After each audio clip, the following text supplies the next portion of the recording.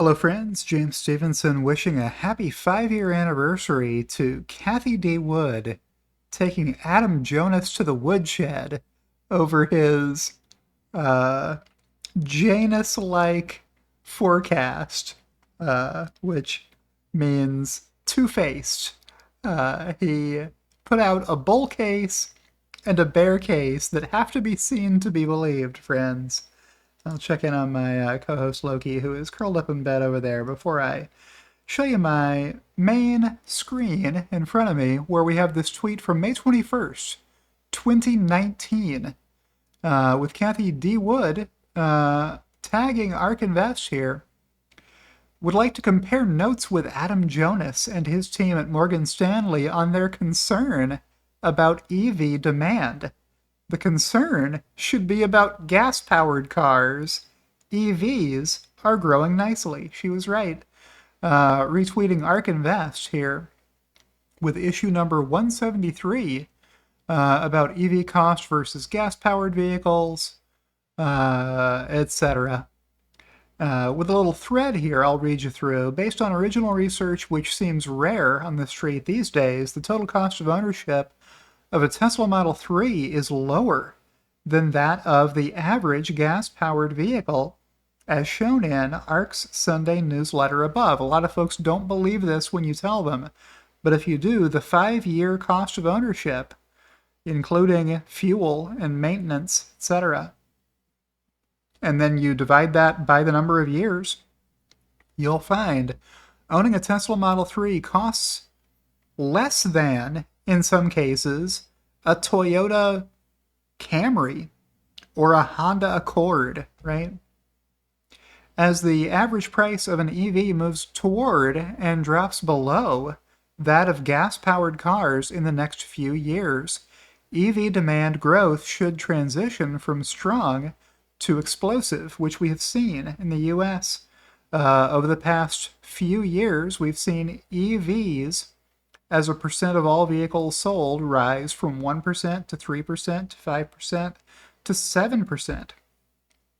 Increasingly, when Uber drivers drop me off at the train, they ask about the economics of the Model 3. Demand for Model 3 extends well beyond the premium sedan market. Tesla grew the premium sedan market with the Model 3, convincing a lot of folks to do the Tesla stretch, to convince people to buy a luxury car who would not otherwise have been in the luxury car market. I'd be much more concerned about the demand for gas-powered cars. I'm puzzled over Adam Jonas's overweight rating on GM, because the Bolt sales are flat year over year and its gas-powered car sales are falling. Gas-powered car sales seem to have peaked globally, and she was right about that. If you go back and look, gas car sales peaked in 2016 or 2017, a couple of years before she sent this tweet, and they have not gone back up to those levels again. I'm going to hit the back button and show you her retweeting this one more time, and then we'll be done watching Cathie's tweets, because I'm going to reply a couple of times.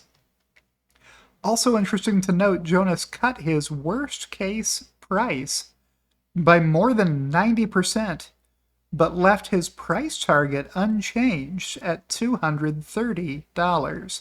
So the Tesla stock was trading below $200 at the time.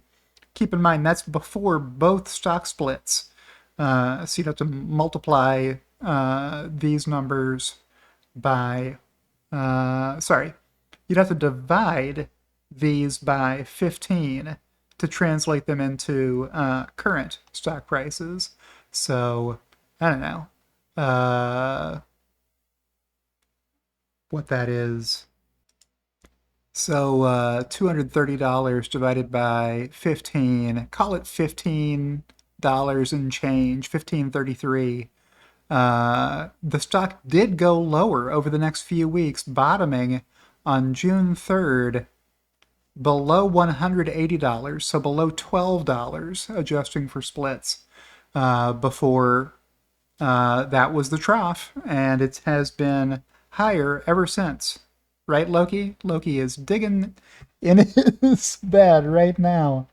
trying to make sense of what Adam Jonas was forecasting 5 years ago. So I guess he is suggesting, Cathie continues, that the probability of the bear case has dropped significantly and or the probability of the bull case has increased. So I replied, so Adam, where do you value Tesla?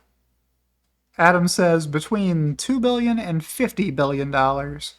Okay, big range. So between $10 a share and $400 a share? Right. So when Tesla is trading within that range, I should buy or sell? Yes. How do you still have a job? Just trying to point out the ridiculousness that Cathie didn't hammer home. I wanted to do that for her. I got 186 likes here to her 430. And then I looked it up, and it was even worse than I had remembered. Adam Jonas's bull case at the time was a $70 billion valuation for Tesla, not $50 billion. So the other way I gave as an example, imagine an NBA Finals pregame show where rather than picking a winner, an analyst said one of the teams would probably score between 5 and 140 points. Well, yeah, it's going to be somewhere in that range, probably. Very funny. Scott Jennings gave me a 100. And Adriana Galeta said, much like meteorologists, there's no accountability. One of my favorite things to do back then was to make fun of Adam Jonas. Tom said, not sure he improved since last year. He still seems to be the same nut job with the same range of valuation. So this tweet has now been deleted. I tried following it earlier when I was prepping for this episode. But yeah, his price target for SpaceX valuation was 200 million to 175 billion. If you don't know what those dollar amounts look like, here's what $200 million looks like, and then there's a person for scale here. So you can see if you were to stack this one on top of this one, you would have one of these stacks here. This is what $175 billion would look like if you could find a warehouse big enough to store that much cash. I have a job. I am a showman, said Alpsoy66. Here's Chris Dungeon because he has 90% confidence with that range.